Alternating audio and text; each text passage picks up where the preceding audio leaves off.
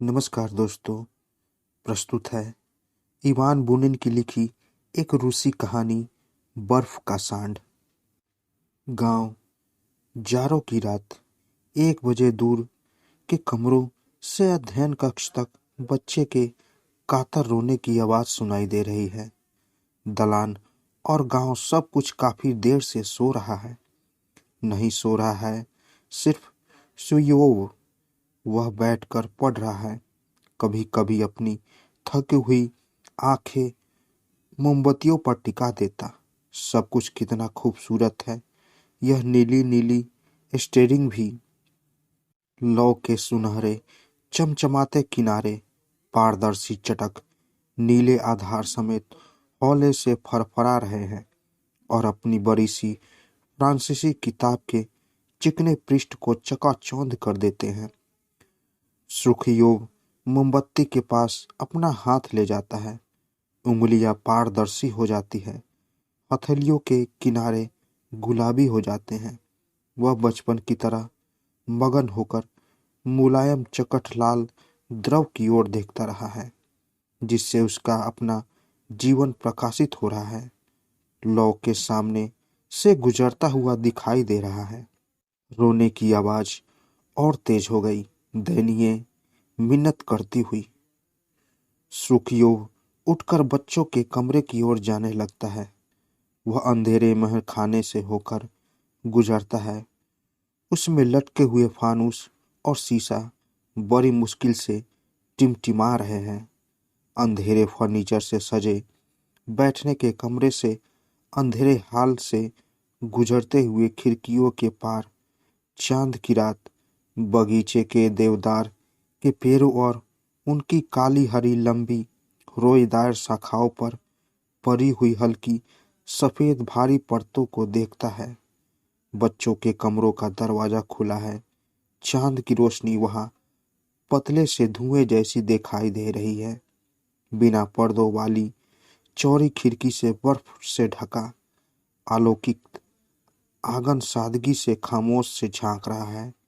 नीलिमा लिए सफेद दिखाई दे रही है। बच्चों के पलंग एक पर सो रहा है। आर्शिक लड़की थोड़े फर्श पर सो रहे हैं। अपनी गोल गोल कांच की आंखें ऊपर करके सफेद बालों वाली गुड़िया पीठ के बल सो रही है। वे डिब्बे सो रहे हैं जिन्हें कोलिया इतनी लगन से इकट्ठा करता है। वह भी सो रहा है, मगर नींद में ही अपने छोटे से पलंग पर उठकर बैठ गया है और फूट फूट कर असहाय सा रोने लगा। नन्हा दुबला पतला बड़े से सिर वाला।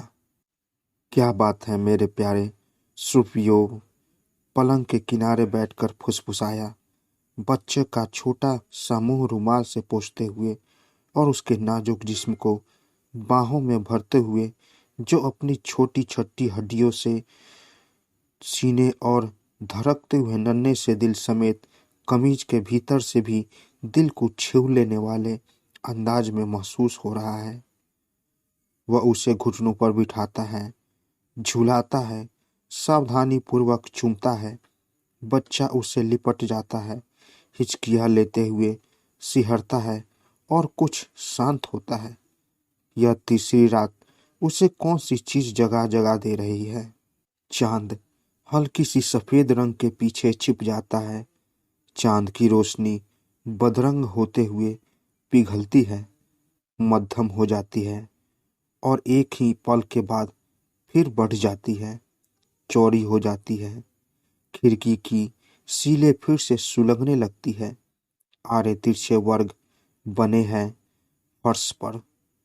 सुख वो फर्श से निगाहें हटाता है, खिड़की की सील की चौखट पर देखता है, चमकीला आंगन, और याद करता है यह रहा वो जिसे आज फिर तोड़ना भूल गए। ये सफेद अजीब सी चीज जिसे बच्चों ने बर्फ से बनाया था, आंगन के बीचों बीच खड़ा किया था, अपने कमरे की खिड़की के सामने।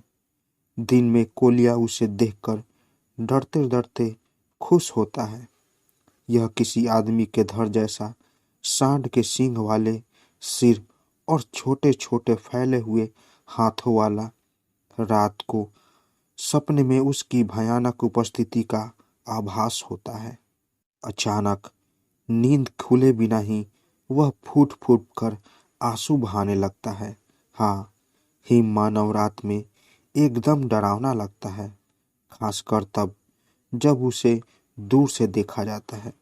शीशे के पार से सींग चमकते हैं, फैले हुए हाथों की काली परछाई चमकती बर्फ पर पड़ती है, मगर उसे तोड़ने की कोशिश तो करो।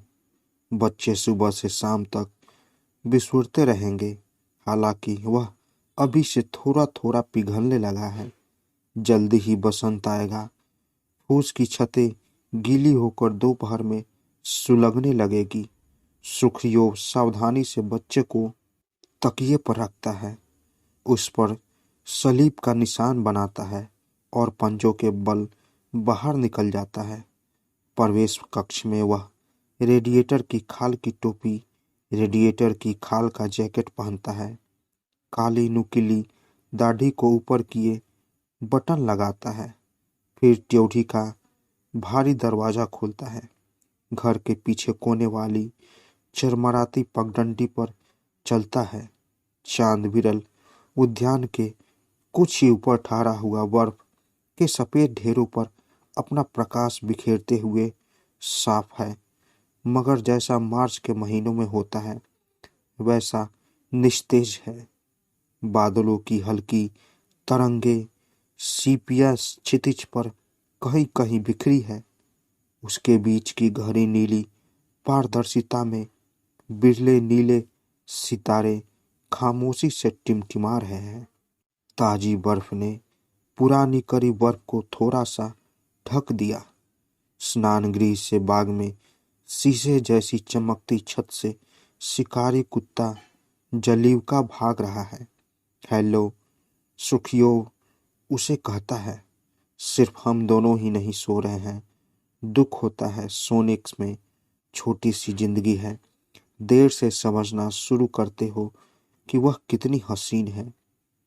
वह हिम मानव के पास जाता है और 1 मिनट के लिए छिछकता है, फिर निश्चयपूर्वक प्रसन्नता से उस पर पैर से चोट करता है। सींग उड़ जाते हैं, सांड का सिर सफ़ेद फाहे बनकर गिर जाता है। एक और प्रहार और रह जाता है सिर्फ बर्फ का ढेर। चांद की रोशनी से अलौकिक सुखियो उसके ऊपर खड़ा हो जाता है और जैकेट की जेबों में हाथ डालकर चमकीली छत की ओर देखता है। अपनी काली दाढ़ी वाला निस्तेज मुख, अपनी रेडिएटर की टोपी कंधे पर झुकाए वह प्रकाश की छटा को पकड़ने और याद करने की कोशिश करता है, फिर मुड़ जाता है और धीरे धीरे घर में मवेशी खाने के आंगन को जानने वाली पगडंडी पर चलता है। उसके पैरों के पास बर्फ पर तिरछी परछाई चल रही है। बर्फ के ढेरों तक पहुंचकर वह उसके बीच से दरवाजे से देखता है, जहां से तेज उत्तरी हवा आ रही है। बड़े प्यार से कोलिया के बारे में सोचता है।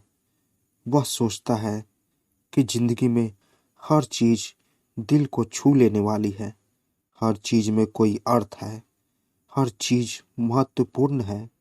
और वह आंगन की ओर देखता है।